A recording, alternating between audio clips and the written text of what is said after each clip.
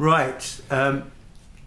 My name's Paul Jolly, and I'm interviewing Tim Powell, who worked at 33 and worked in Luton way before the emergence of 33.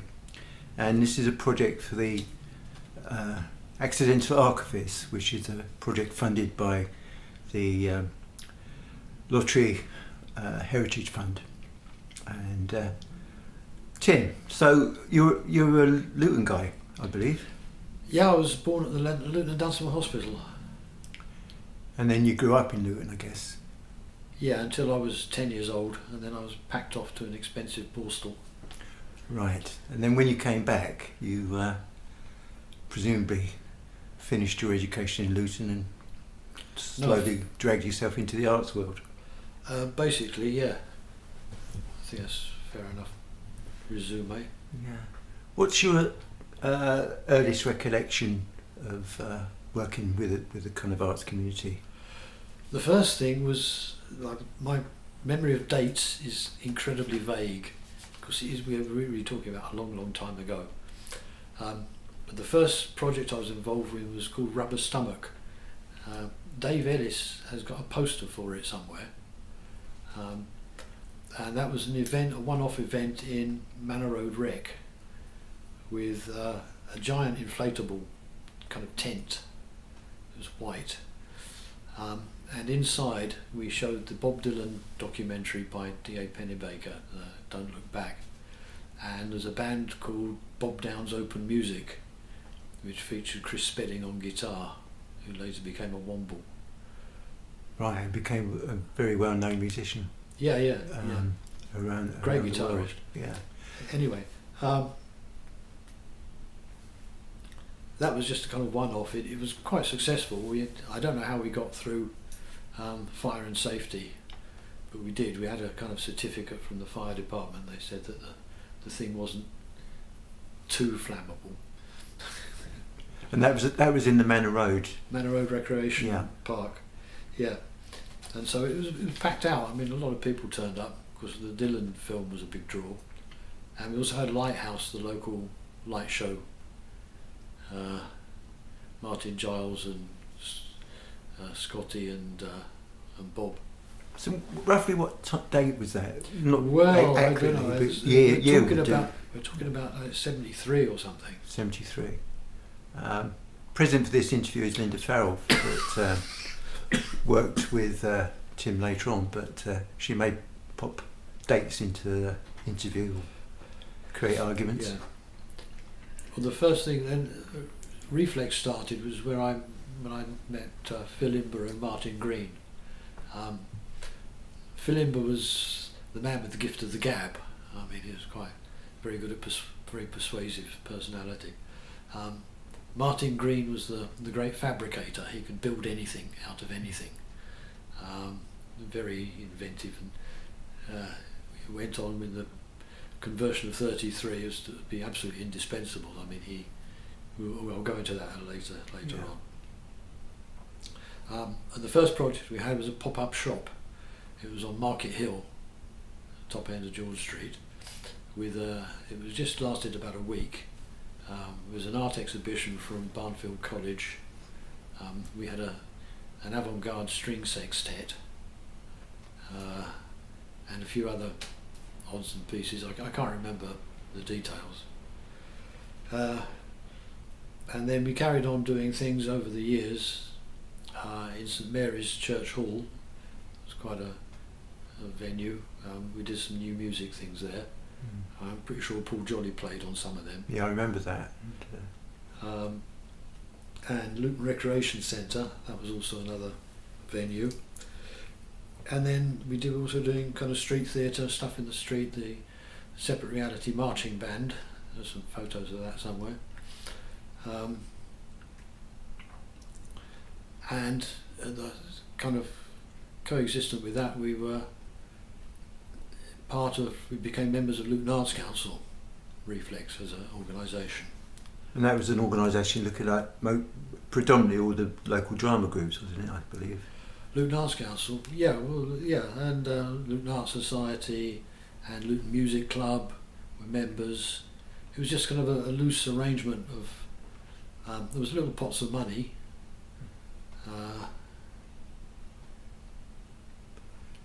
So prior to all of that, you arranged gigs at the Royal Hotel, I remember. Which Yeah.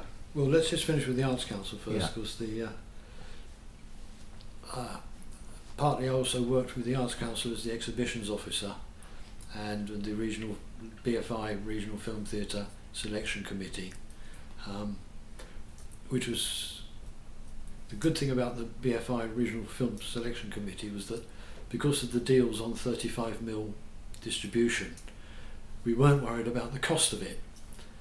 We could book any film that we liked, which there was about 7 people on the committee. We agreed to what the programming was going to be.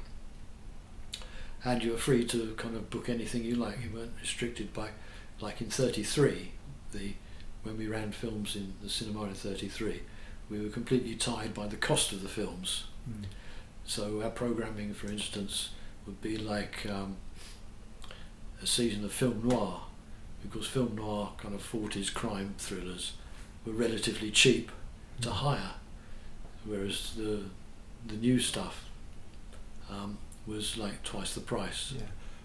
So the 35mm stuff was screened at the Library Theatre. At the Library Theatre, yeah. And also part of Luton Arts Council, we managed to get a grant from Matrix, which was a documentary film unit from Marsh Farm, Ricky and Fahim. And they were really young kids at the time. I think they were 15, and they needed money for film stock. So we got a small grant, but it helped them out and set them on their course. We also got a grant to produce a magazine, which we did for some months on a monthly basis, a Refleks magazine, which involved a bit of what's on in Luton kind of information, as well as other bits and pieces. No copies seem to have survived. We live in hope, I think. Yeah, it might turn up yet. And we also started to build inflatables. This is where Muddy had more of an input. Yeah. She got into the use of glue. I didn't carry it on, but I mean, it was the first time that I remember what an effect it had by locking ourselves in a room, going inside a bubble, gluing it up and then coming out and realising that we were all, whoa, Slightly what was silly. that? That was very silly. Yeah. But we built a good inflatable. Yeah, and that all predated health and safety, didn't it? Because kids were thrown onto it as opposed to... Yeah. Oh yeah, the thing was highly dangerous. How nobody broke a leg or anything, I don't know. It was just like a giant cushion, and the kids were on top of it. There's not like these bouncy castles where there's a wall around it. You're either on or off. You know, you just got dropped out of the sky. But it was very popular, I think, because of that reason, because it was, you know. It was scary. Yeah, and there were always people around, weren't there, watching it, and, you know, to make sure we weren't totally reckless. And then also around that time, whichever time that was, we started a long association with the Royal Hotel. A guy called Keith was the landlord, who was a really good upright character, and he gave us the use of the downstairs saloon bar for promotions of live music, and the upstairs room for Refleks style promotions of experimental music and avant-garde cinema, etc. And a lot of good bands played at the Royal, partly because apparently we were the highest paying gig in the southeast of England at the time.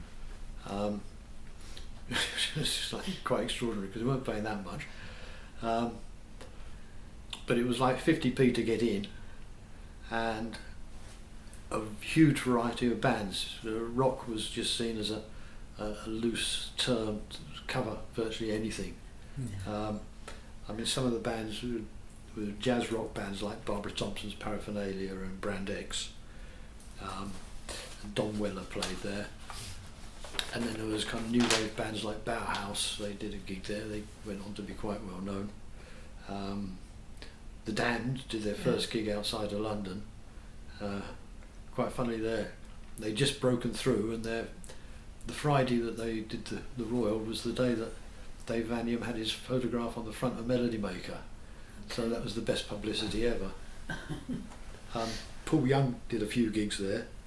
He said to me that we were the only people giving him a regular gig at the time, because in the days when he was with Street Band. And then there were local bands, of course, we didn't ignore them. Sky Juice, for instance, and Toad the Wet Sprocket. They were a local band in those days. I think somebody stole their name in America. Anyway, and then in the upstairs we had the first Sunday of the month Film Society, which showed a lot of artists' films, as well as things like films by Jean-Luc Godard and people like that. And that was on as it said, the first Sunday of the month in the afternoon, which I think helped us. There was a lot of kind of Arts Council of Great Britain input into that. It was, I suppose the term you use these days is curated by Al Rees, the critic and writer, who has since passed away, poor guy, who became a very good friend. Yeah. And also there were the experimental music gigs. Yeah, Steve Joint Lacey bands. played there, the American saxophonist. Derek Bailey on the electric guitar and Anthony Braxton on reeds was a duo concert which was recorded. There's been two vinyl albums released called Live at the Royal. Yeah, a bit of a landmark kind of thing. And the other thing that was going on around that time was the Marsh Farm Rock Festival. We organised, I can't remember how many there were there 2 or 3? It's 2 for sure. There's 2 for sure, and there was bands like UK DK there, were they? Was that the start of them? Or? I don't think they actually played there. Ah, They played, I had a track of theirs on the intermission tape that was played. Dr. Jekyll. I've still got the tape somewhere. I know Marsh Farm have got a few shots of it, haven't they, in their history there, if you Yeah, talk to Glenn. yeah. And that, Basically, it there's was stuff like there. half a dozen local bands. We got a grant from, was it, I can't remember if it was from the Arts Council or the Council generally. I think it was about £120 to run the festival, which was about £10 each for each band to cover their petrol costs, and then the rest of it was for the PA system. And that was quite hard work, trying to find a PA system that would do it for about 1/10 of the price that it normally went out for. yeah. I think that first bit of money for those gigs came from the Borough Council before money started to come in from Eastern Arts. Yes, So I think it was council before was first. before Yeah. Eastern Arts, yeah. Then at the Luton Tech College we did a big kind of happening called 2076 for the Luton Centenary, which was in 1976. And drying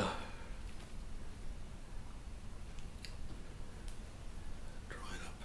That was Jim Eldridge, wasn't it? Some Yes, guy called Jim Eldridge, I Jim, remember. Jim Eldridge, the comedy writer. Yeah. Yeah, he wrote a kind of sketch thing based on the American Revolution of 1776. There was a Teddy Boy rock and roll band. There was the Fabulous Random Band doing kind of New York avant-garde. There was a movie called Moon 69 by Scott Bartlett, which is kind of experimental film. There was lots of people involved in it. It was quite an event. Somebody, my next door neighbour who went to it, said it was like living in a dream. What she meant by that, I'm not sure.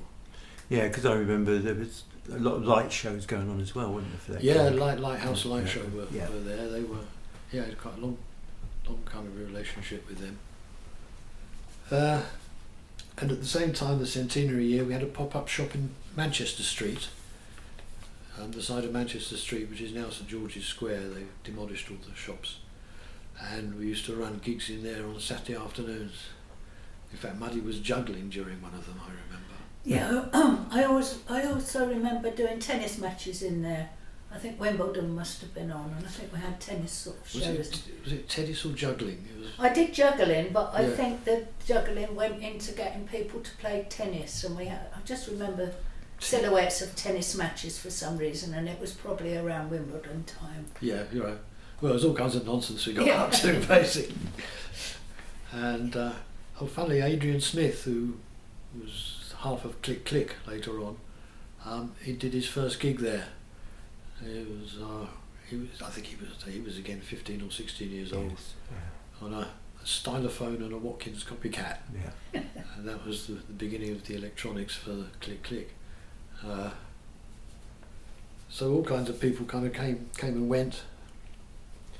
Then eventually we managed to get hold of the Arts Council's building to become an arts centre, and we decided to call it 33 Guildford Street because that's where it was, so that we didn't have to kind of give out the address every time.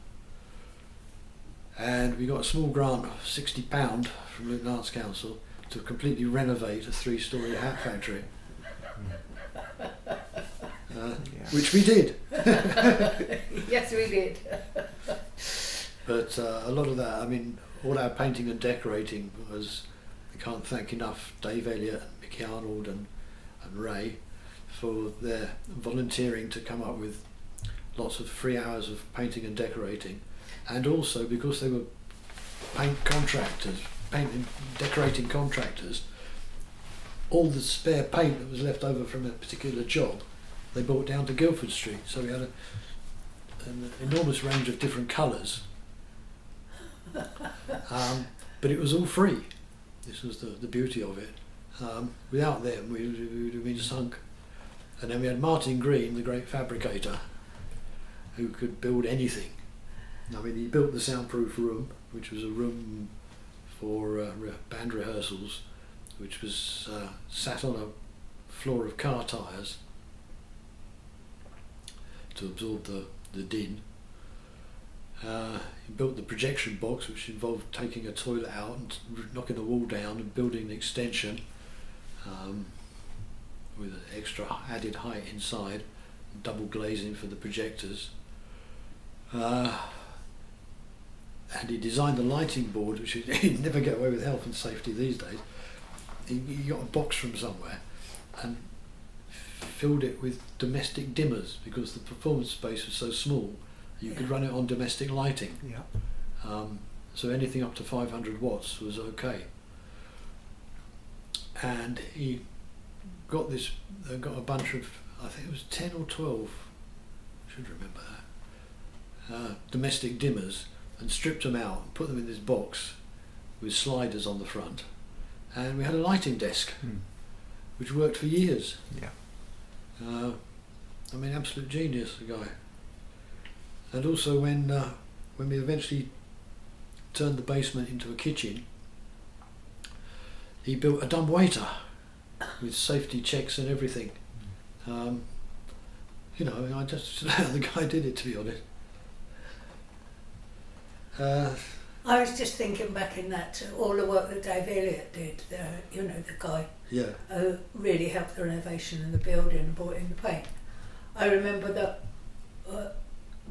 what we did for them was put on cabaret shows sometimes for some of their friends' parties or works do's and things, and we would arrange a sort of mad cabaret act, which was always a mixture of the really bizarre random band and Pop's Lemon, and just be, it was just so much fun, and it just took that element of the acts that we did to a different sort of level, because it was an audience that wouldn't have normally come into there, that we went out to play to.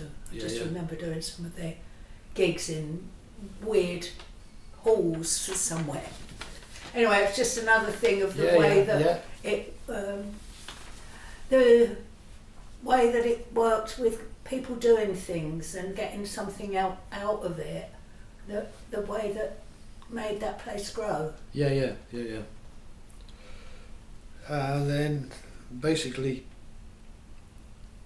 I spent the next few years working in 33 up until 86, and doing all kinds. Well, I mean, the amount of jobs I used to do. I mean, I had so many hats because I was running the performance space. So that was theatre, music, and film. And then we had a photographic exhibition room. We had the renovations of 35 Guildford Street, so the expansion. Looking after the manpower services team to do all that kind of work. Then we had the dark room. We had music workshops. And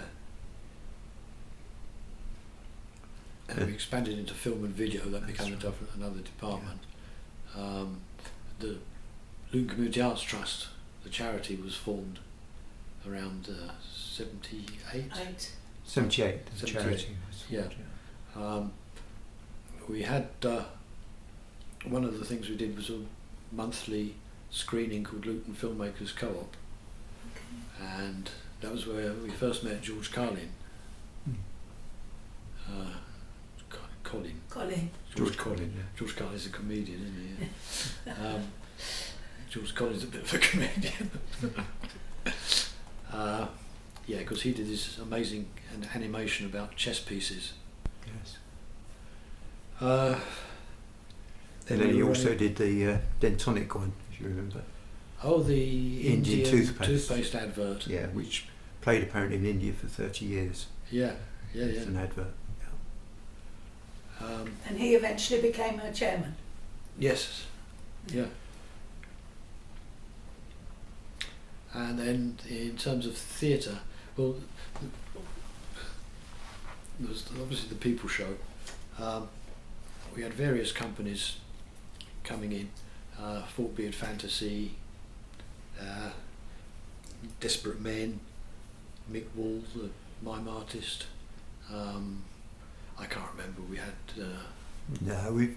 We were running two theatre festivals a year, with about 6 groups in each. Yeah. Scarlet Theatre was another one, I think, that came Right. around Okay. that time. And the deal was, because we couldn't pay anybody. I mean, the theatre was tiny. I mean, we were in the Guinness Book of Records for smallest theatre, 36 seats, until somebody in Scotland built one for 30 seats. But 1 year we were in the Guinness Book of Records.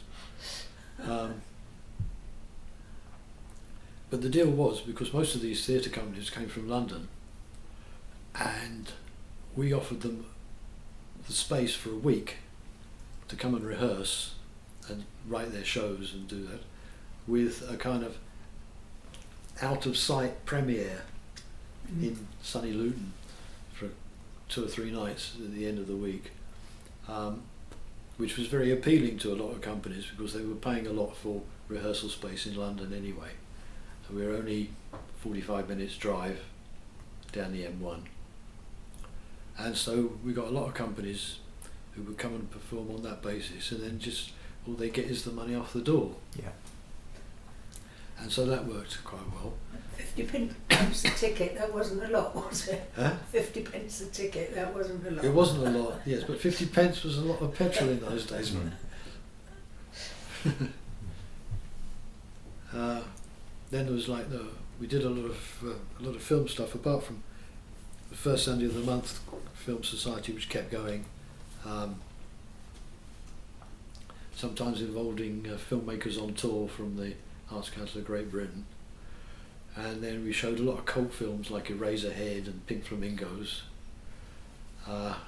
Man Ray films. Yeah. Well, that would have been on the first Sunday of the month, the Man Ray stuff. Yeah. Okay.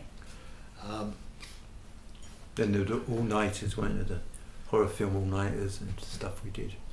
I don't know, did they actually go on all night? There was Yeah, the I all think day, Saturday all days was... No, I remember an all-nighter there. effects. I think we did. Yes, we did. Yeah. Yeah, we got kind of round things like we had an all-day science fiction festival, and because in those days there was no video or anything, you had to get hold of celluloid, and there was a guy called, I think his name was Philip Strick. Rings a bell. Does it ring a bell? He had a film distribution company, and he was a sci-fi buff, and he used to do a talk. So with his talk, he comes down with like loads of reels of film, with all the clips that goes with the talk. So I mean, it was something absolutely prohibitive to hire. Yeah, but it was a package deal for 20 quid or whatever it was. You got the whole deal. Other film deals were like the Polish embassy. I got in touch with them and said, have you got anything on 16mm? And they said, yeah, we've got quite a lot. So I said, well, can you send us 6? And we'll run a Polish film festival. And they're all free of charge. We only have to pay your return postage. So there's all ways of putting things on, filling the space all the time, on no budget, basically.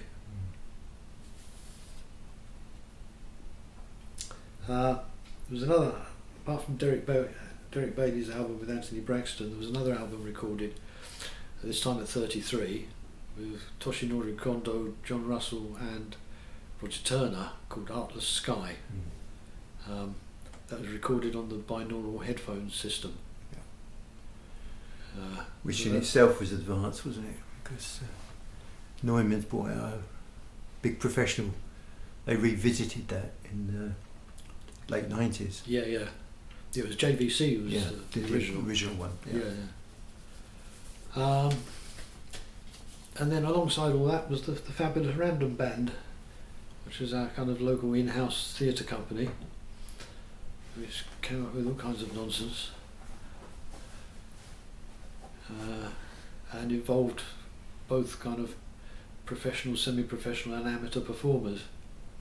And they would do part of the the theatre festivals as well. Yes, the beauty of that was the people who worked in that a lot of the time, but then people with the in-house workshops that were run, people who come to the workshops who hadn't done drama before would be found a slot in one of those performances. Yeah. Which is what brought a lot of those people then on to follow a career in things like that. To absolutely. further. Yeah, I mean the whole ethic was to be inclusive and to participate. Mm-hmm. It wasn't like a consumer arts building where you present stuff and everyone comes in, pays their money and goes away again. The whole idea was to, if you like avant-garde film, we'll make your own. If you like theatre, we'll come to a theatre workshop. Anyway, this all went on for too long and I burnt out. Yeah, when did you actually leave? 86. 86 you left. Yeah. Well, first off I went for a sabbatical for a month. Lived in Crete for a month, and when I came back I decided that was where I wanted to be. Yeah. So I handed in my notice, about 3 months notice. Yeah, 86, I couldn't remember. I think it's worth noting that everyone worked so many hours at that place that it did take a toll in terms of getting it was, because we were, the performance space was running usually 4 nights a week, which meant that we were working from 11 in the morning till 11 o'clock at night, 4 nights a week. And then the other days we were also working, because the other thing I didn't mention was Arts in the Park. Yes. Yeah. Which was a Sunday. So we were working on Sundays, doing things involving kind of kids' participation and stuff in Waldown Park on our days off. Yeah. And it was like, it takes a toll, as you say, Paul, it takes a toll.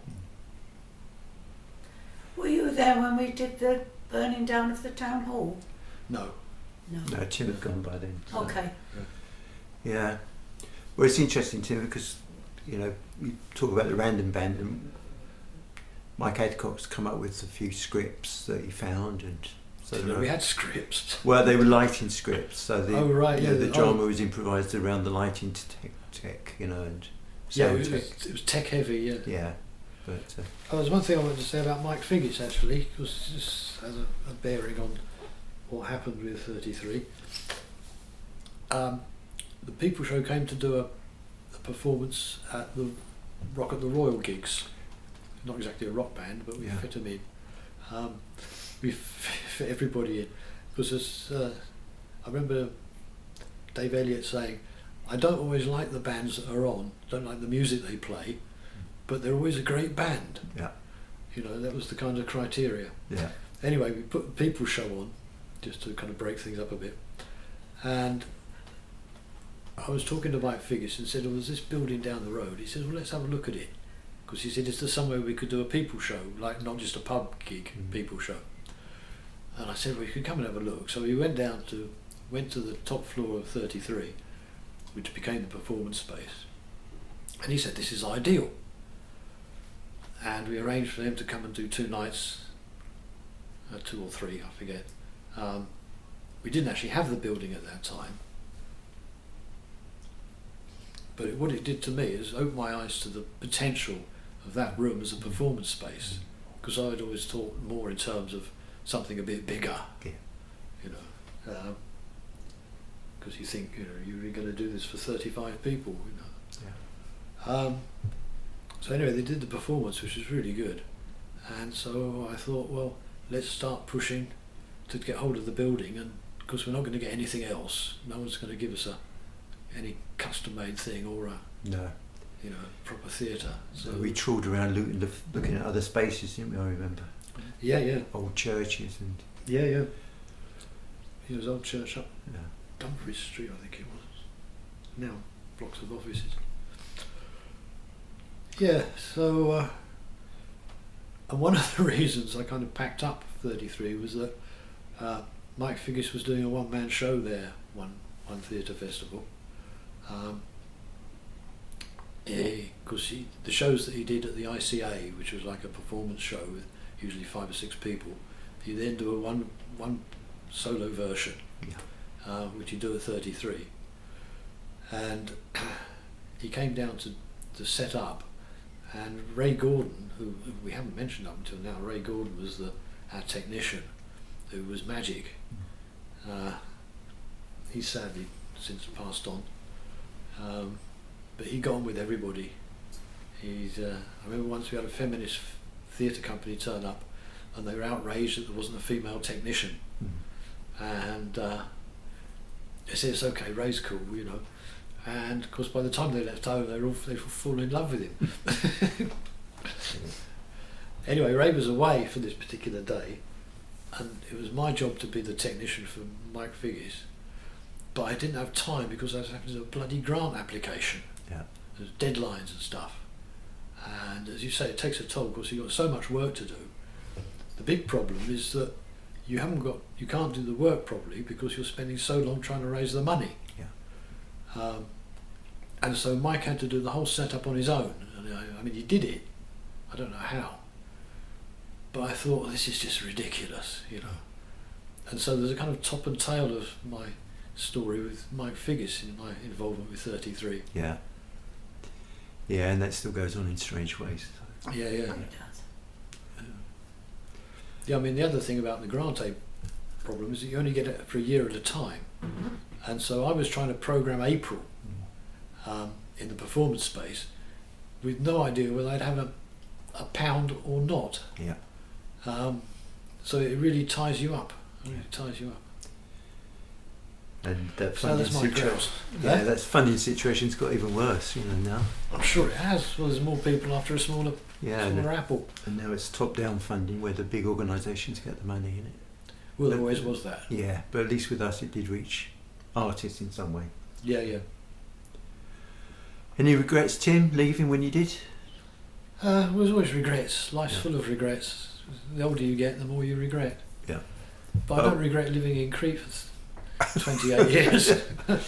Yeah, well, you kept on your music, and I mean, when you came back, you were still playing. So, Yeah.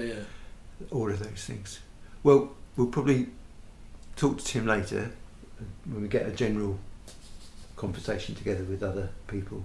Just recap, but that's great, man. Thanks so much. Well, thank Brilliant. you.